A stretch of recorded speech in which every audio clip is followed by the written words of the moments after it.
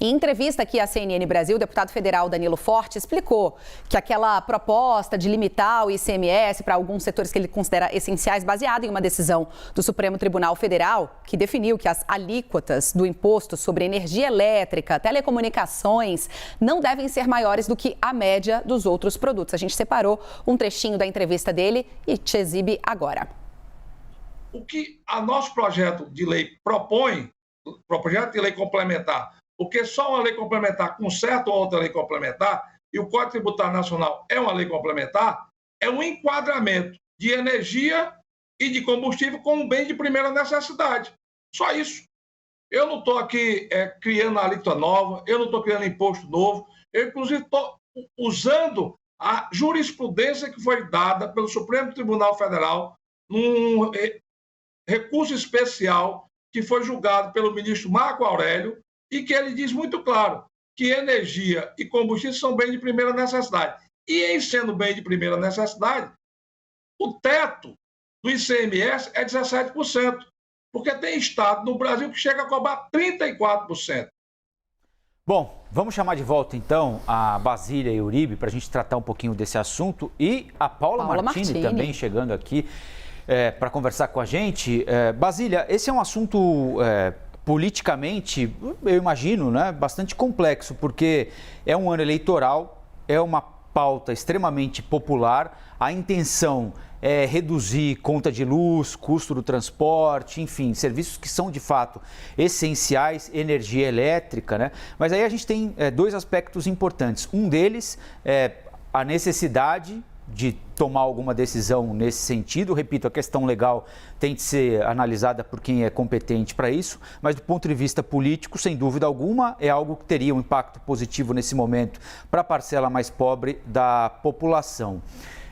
E os deputados e senadores vão disputar a reeleição, né? Ter esse trunfo para apresentar seria importante. Por outro lado, esses mesmos deputados dependem dos governadores dos seus estados, dependem dos prefeitos da região para ter uma campanha bem estruturada. E os governadores querem ouvir qualquer coisa menos que eles vão perder dinheiro. Como é que você imagina vai ser o comportamento do plenário caso esse projeto seja mesmo levado à votação lá na Câmara?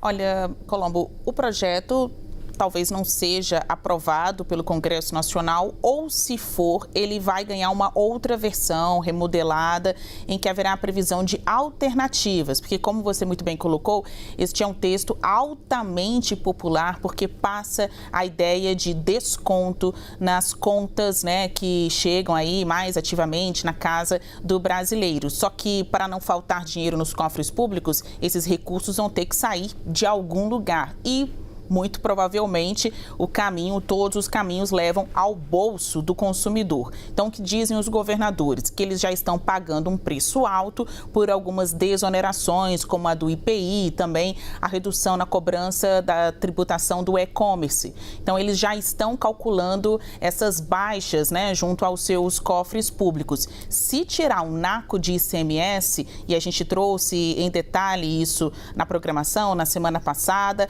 significa 70% da arrecadação dos cofres públicos locais. Então, como bem colocou até o deputado Danilo Forte, a gente está falando de lugares que dependem 34% disso. Como é que de uma hora para outra esse indicador cai para 17%? O que os governos locais dizem é que não vão ficar com mais esta conta, em especial por ser ano eleitoral, tem outras torneiras para fechar, né? Outros buracos para serem preenchidos, pavimentar o caminho para o próximo governo, sejam reeleitos ou não, é um outro momento, né, de execução orçamentária, um novo início de legislatura, enfim, precisa deixar a casa arrumada para esse novo governo que vai assumir.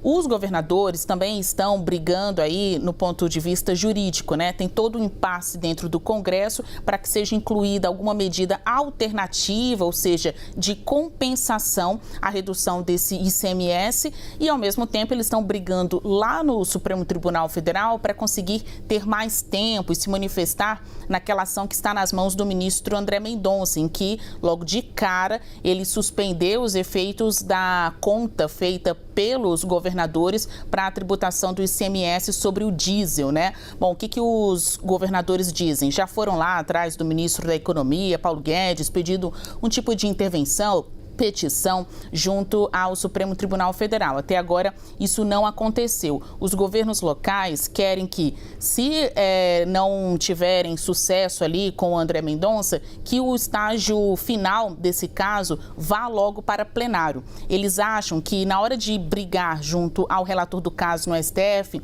é jogo perdido.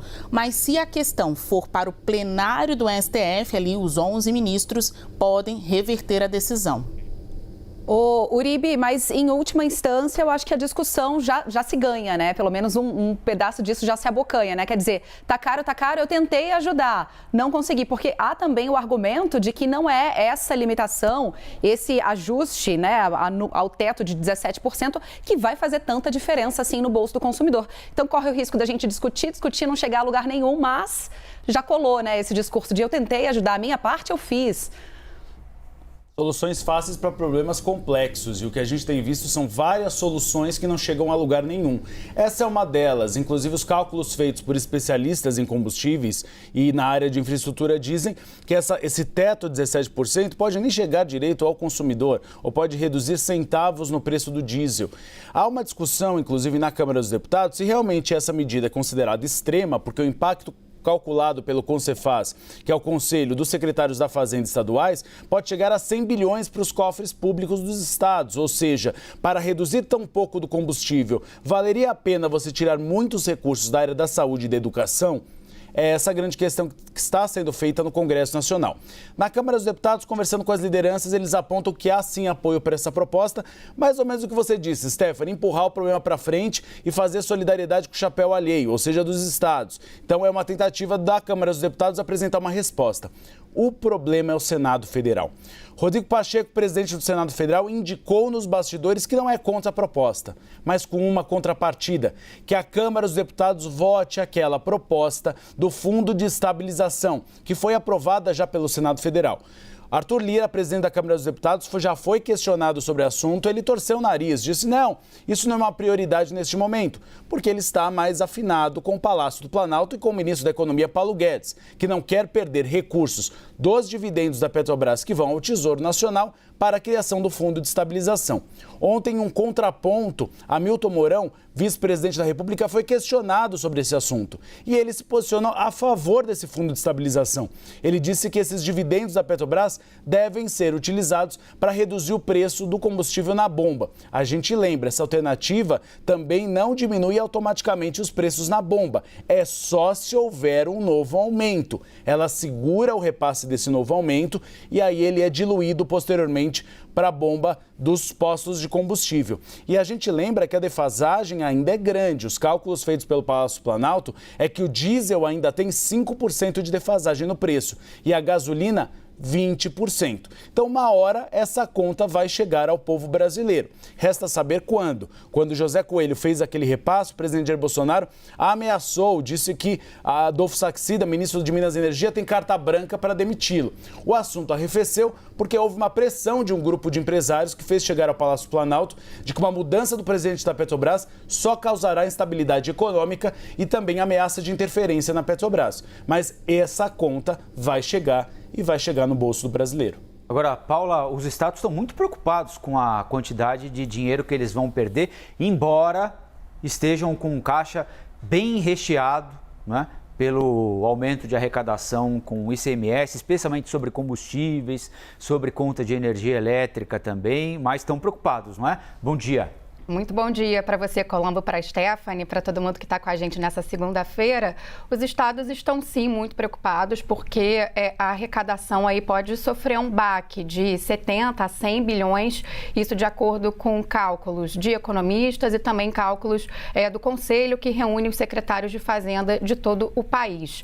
Vamos lembrar que também esse ano, só no começo desse ano, os estados já bateram o recorde com a arrecadação do ICMS sobre o combustível, isso desde 1999, que é o início da série histórica do Conselho Nacional de Política Fazendária, órgão ligado ao Ministério da Economia. Só que a gente precisa considerar também que essa arrecadação está muito alta nos últimos anos por um contexto específico, que envolve a alta do dólar e principalmente a guerra na Ucrânia e sanções ao petróleo, né, aos combustíveis da Rússia, e tudo isso aumentando a demanda externa pelo mercado de combustível, causando todo esse impacto no preço final ao consumidor. Nessa entrevista de ontem, o deputado Danilo Forte também fez um cálculo de que, caso o projeto seja aprovado até junho na Câmara e também no Senado, onde possivelmente essa proposta pode enfrentar maior resistência dos senadores, até o fim do próximo mês, segundo o deputado Danilo Forte, haveria ali